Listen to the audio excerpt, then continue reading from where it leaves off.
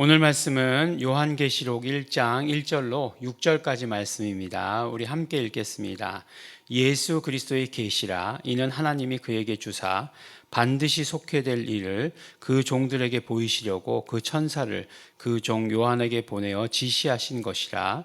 요한은 하나님의 말씀과 예수 그리스도의 증거 곧 자기의 본 것을 다 증거하였느니라. 이 예언의 말씀을 읽는 자와 듣는 자들과 그 가운데 기록한 것을 지키는 자들이 복이 있나니 때가 가까움이라. 요한은 아시아에 있는 7교회에 편지하노니 이제도 계시고 전에도 계시고 장차 오실 이와 그 보좌 앞에 7 영과 또 충성된 증인으로 죽은 자들 가운데서 먼저 나시고 땅의 임금들의 머리가 되신 예수 그리스도로 말미암아 은혜와 평강이 너희에게 있기를 원하노라. 우리를 사랑하사 그의 피로 우리 죄에서 우리를 해방하시고 그 아버지 하나님을 위하여 우리를 나라와 제사장으로 삼으신 그에게 영광과 능력이 세세토록 있기를 원하노라. 아멘. 오늘부터 이제 신약 성서의 가장 마지막 책인 요한계시록의 말씀을 가지고 우리가 함께 새벽기도의 말씀을 나눕니다. 이상하게 요한계시록 이렇게 얘기하면 뭔가 이렇게 긴장이 되는 그런 느낌이 있어요. 뭔가 이렇게 주목을 불끈 쥐게 되고, 내가 과연 요한계시록을 읽을 수 있는가, 요한계시록을 해석할 수 있는가 라는 생각을 하게 됩니다. 그렇습니다. 그래서 사실 설교의 본문으로 거의 요한계시록을 사용하는 적이 거의 없습니다. 제 얘기예요. 그래서 그 요한계시록을 대할 때마다 내가 이것을 깨달을 만한 그런 영성이 되는가라는 것들 늘 생각해보고 돌이켜보기도 합니다. 그런데 이제 또 요한복음에 대한 그런 어떤 이미지는 또 다른 이미지가 하나 더 있어요. 두려워하는 마음 가운데 가지고 있는 또 하나는 무엇냐 하면 요한계시록을 잘 푼다고 하는 사람들이 똑바로 된 사람들이 잘 없었다는 거죠.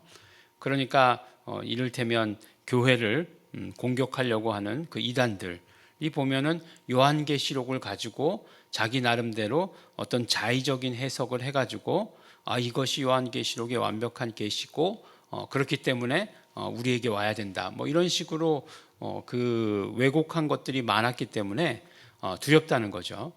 또 계시록이니까 뭔가 이렇게 이렇게 분명하게 뭔가 이것은 이것이다라고 이렇게 교리처럼 말씀하신 건 아니잖아요. 그래서 이제 굉장히 그런 거에 대한 두려움이 없지 않아 있습니다. 그런데 오늘 말씀을 보면 뭐라고 얘기하고 있냐면 이 예언의 말씀을 읽는 자와 듣는 자들과 그 가운데 기록된 것들을 지키는 자들이 복이 있다라고 이렇게 말씀하세요. 그러니까 당연히 우리가 복을 받으려면 이 말씀을 또 알아야 되는 거죠. 왜 그러냐? 이유는 무엇이냐? 때가 가까움이라 라고 말씀하고 있습니다. 우리가 잘 아는 대로 요한계시록은 누가 썼습니까? 네, 요한이 썼겠죠.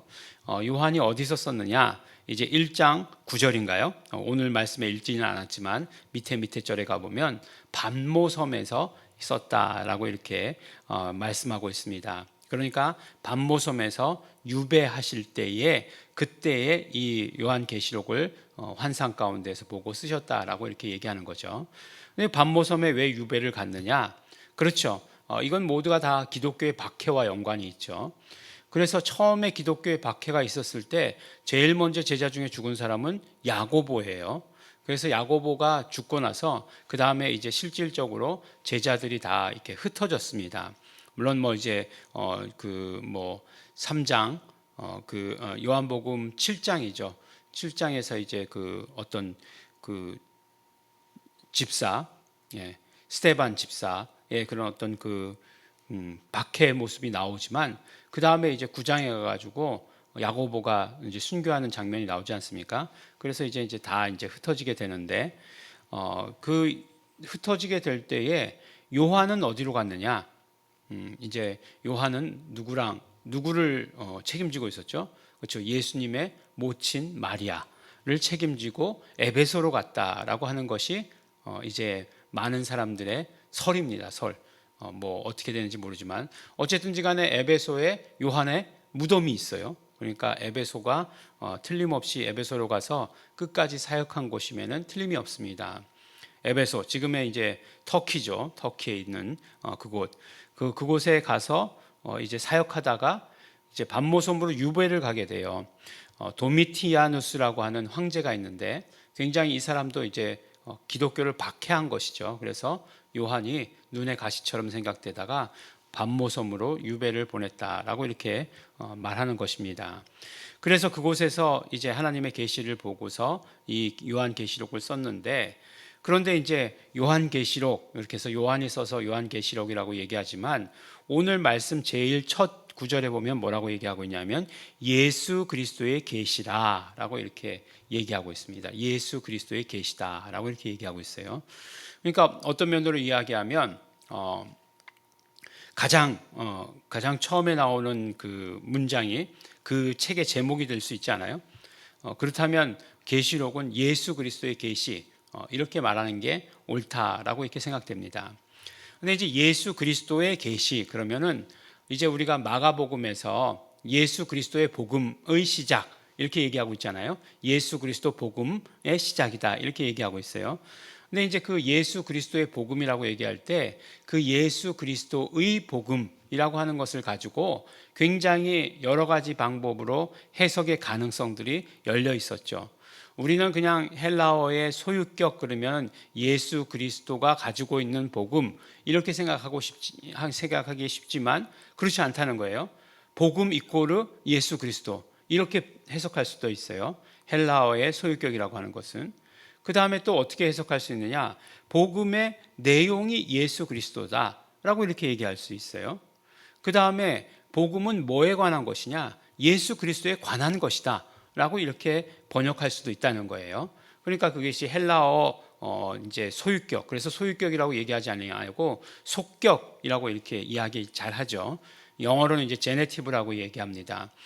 제네티브라고 이야기하는 그런 이유가 있는 거죠. 소유격이라고 이야기하지 않고 제네티브라고 이야기하는 것은 그런 여러 가지 가능성들 때문에 그런 거예요. 그러면 마찬가지로 예수 그리스도의 계시라고 얘기할 때 예수 그리스도 이꼴 계시가 될 수 있죠. 왜냐하면 계시라고 하는 말 뜻이 뭐냐면은 계시라고 하는 말 뜻은 나타냄이라는 뜻을 가지고 있어요. 나타남. 그러니까 예수 그리스도께서 육신의 몸을 입고 이 땅에 나타나셨죠. 예수 그리스도는 하나님의 계시시죠. 그러니까 예수 그리스도 이꼴 계시다라고 이렇게 말해도 틀리지 않는 거죠. 그 다음에 예수 그리스도에 관한 계시다라고 이렇게 얘기해도 틀리지 않죠. 그렇죠. 지금 구약이라고 하는 것은 결국 무엇이에요? 예수 그리스도에 관한 계시죠. 신약은 뭐예요? 다시 오실 예수님에 관한 계시예요. 그렇지 않습니까? 우리가 드러내신 거죠. 매니페스테이션, 알려주신 것이죠. 그래서 정말 그 진리를 드러내신 것, 그것이 이제 그 계시고, 그 다음에 나타나신 것이 계시고, 또 계시라고 하는 것이 원래 가진 뜻은 무엇이냐면 정말 그 발가벗은 것처럼 드러나는 것, 그것이 바로 계시라고 하는 것이에요. 발가벗은 것처럼 드러나는 것이 계시인데 그것이 무엇이냐? 바로 정말 눈에 보이도록 나타나는 거죠. 그래서 성령님을 이야기할 때 성령님을 뭐라고 우리가 에베소서에 보면 어떻게 표현하고 있죠? 계시의 영이시다라고 이렇게 이야기하고 있죠. 그 다음에 또 비밀의 계시 뭐 이렇게 표현하고 있는 것들을 우리가 잘 알 수 있지 않습니까? 그래서 그 계시라고 하는 것은 결국 나타남인데 예수 그리스도의 나타남이니까 예수 그리스도 이꼬르 계시가 될 수도 있는 것이고, 그 다음에 계시는 예수 그리스도에 관한 것이 될 수도 있는 것이고, 예수 그리스도가 계시의 내용이 될 수도 있는 것이고, 그렇게 되는 거죠. 근데 결국은 무엇을 말씀하고 있느냐? 바로 다시 오실 때에, 그러니까 때가 가까웠다. 그 다시 오실 그때에 예수 그리스도의 나타냄이다라고 이렇게 이야기하는 거죠. 그것을 우리가 잘 알아야 되는 거죠. 그것에 대해서 이제 요한이 말씀하고 있는 것이에요. 그러니까 어떤 면으로 이야기하면 결국은 우리가 이 요한계시록도 어떻게 해요? 그렇죠. 예수 그리스도에게 초점을 맞추어서 봐야 한다는 겁니다. 예수 그리스도께 초점을 맞추어서 보면 그러면 이것에 대해서 뭐 어긋날 일도 없고 잘못될 일도 없고 거기 나오는 그런 것들이 뭘 의미하느냐 뭐 그런 것에 가지고서 너무 집착할 필요도 없고 몰라도 되고 알아도 알면 아는 만큼 더 깊어진다라고 이렇게 얘기하는 것이죠. 사실 성경이 다 그렇죠. 성경이 그렇습니다. 우리가 아는 만큼 보이는 거고 믿음의 분량만큼 아는 거예요. 그렇기 때문에 이 요한계시록 역시 우리 어떤 믿음의 분량만큼 그 다음에 우리가 지금까지 예수 그리스도를 깨닫게 된 만큼 그렇게 알게 되고 느끼게 되고 보게 될 것이다 라고 이렇게 얘기하는 것이죠. 그래서 요한계시록을 보는데 두려워할 것이 전혀 없다는 거죠. 뭐 이를테면 문학 작품 같은 것들, 뭐 이를테면 비유, 은유 뭐 이렇게 얘기하잖아요. 직유 이렇게 얘기하잖아요. 그런 것들은 내 마음은 호수요 뭐 이렇게 얘기하면 그러면은 어떻게 이과생들 어떻게 내 마음이 호수가 될 수 있느냐 뭐 그렇게 될 수 없다 이렇게 얘기하면 그건 뭐 더 이상 뭐 해석이 안 되는 거죠. 더 이상 나가지 못하는 거죠. 그렇지만 내 마음이 지금 어느 심상 어느 호수 호수도 어떤 호수여야 돼요. 그 호수 뭐 그냥 산이 이렇게 능선이 이렇게 쫙 이렇게 둘러싸고 있는데 그 가운데 있는 그 호수 정말 그래서 나뭇잎이 반사돼 가지고 나에게 보여지는 그 모습 그런 호수 그런 호수 같다. 여러분들 혹시 그 제가 찍은 사진 중에 반영 사진이라고 해가지고 산이 이렇게 호수에 담겨 있는 그런 사진을 보신 적이 있습니까? 그러니까 제가 그 평생에 들어서 이렇게 딱 한 곡 지은 노래 모든 이름 위에 그 한 곡, 그 다음에 이제 딱 한 장. 그래서 그 한 장의 사진이 어디에 나와 있죠? 총소에 겉표지로 나오지 않았습니까? 그게 김채현 목사가 찍은 거라고 아직도 모르시는 분 계시나요? 네, 제가 찍은 사진이 있습니다. 그런 것들요. 그렇게 그 호수를 보니까 모든 그 정말 어떻게 표현하는 거죠? 모든 겨울을 담고 있고 새로 오는 그런 어떤 도약하는 봄을 담고 있고 그래서 내 마음은 호수다. 뭐 이렇게 얘기하면 그 내 마음은 호수다라고 하는 심상에 대해서 아는 만큼 내 마음을 알게 되는 것 아니겠어요? 계시록 마찬가지예요. 계시록 마찬가지예요. 우리가 정말 예수님에 대해서 아는 만큼 보이게 되는 것이고 알게 되는 것이고 영적인 깊이를 갖게 될 것이다 라고 이렇게 얘기하는 거죠. 그래서 요한은 아시아에 있는 7 교회에 편지하노니 아시아에 요번에 이제 가나를 다녀오면서 터키 이스탄불에 이렇게 잠깐 쉬지 않았습니까? 쉬는 게 아니라 거쳐서 간 거죠. 그러면서 이제 이스탄불이라고 하는 곳을 이제 터키를 이렇게 막 이제 자세히 이렇게 살펴보니까 그 밑에 에베소가 있고 그렇죠. 전부 다 이렇게 막 그냥 소아시아 전도 여행 그러니까 그 사도 바울의 소아시아 성지순례라고 하는 사람들은 다 거길 거쳐 가더라고요. 그래서 근데 실질적으로 그 어떤 뭐 유적이나 뭐 이런 것들이 가장 많이 남아 있는 곳은 이 소아시아 지역에 이 7 교회의 그 흔적들이 제일 많이 남아 있다고 이야기해요. 그래서 뭐 라오디게아, 뭐 파무칼레, 뭐 이런 식으로 다 남아 있잖아요. 에베소의 유적도 아직도 남아 있다고 얘기하고 그렇다고 이렇게 얘기합니다. 물론 터키는 지금 어떤 나라가 됐죠? 이슬람이 지배하는 그런 나라가 됐죠. 그래서 공항서부터 시작해가지고 정말 모든 것들이 다 모스크의 모양으로 다 되어 있죠. 그럼에도 불구하고 그때 당시 사도 바울 당시 기독교가 가장 왕성하던 곳이 바로 이곳이다라고 이렇게 얘기하는 곳이에요. 그래서 이제 7 교회, 우리 에베소 교회, 라오디게아 교회, 두아디라 교회, 서문학 교회 하고 나오는 그 7 교회 2장부터 이제 나오죠. 그 교회에 편지한다라고 이렇게 얘기합니다. 그러면서 어떻게 얘기하죠? 이제도 계시고 전에도 계시고 장차 오실 누구죠? 전능하신 하나님 찬양, 언제나 동일하신 주. 그렇게 얘기할 때 영어 가사는 who was and is to come 요 내용의 말씀을 그대로 얘기했죠. 하나님이시고 그 다음에 장차 또 그 보좌 앞에 7 영과 7 영 숫자를 썼지만 누굴 얘기하는 걸까요? 성령님을 말씀하는 것이고, 또 충성된 증인으로 죽은 자 가운데서 먼저 나시고 죽은 자 가운데서 먼저 부활하시고 땅의 임금들의 머리가 되신 예수 그리스도로 말미암아, 이제는 우리 주 예수 그리스도의 은혜와 독생자 예수 그리스도를 보내주신 아버지 하나님의 사랑과 성령님의 교통하심, 이렇게 이야기하지 않습니까? 그러니까 어떤 면으로 보면 굉장히 완벽한 구조의 삼위일체 구조를 가지고 축복하고 있죠. 그러니까 요한 계시록이니까 벌써 이렇게 어떤 복음서들과 사도 바울의 편지들은 먼저 기록됐잖아요.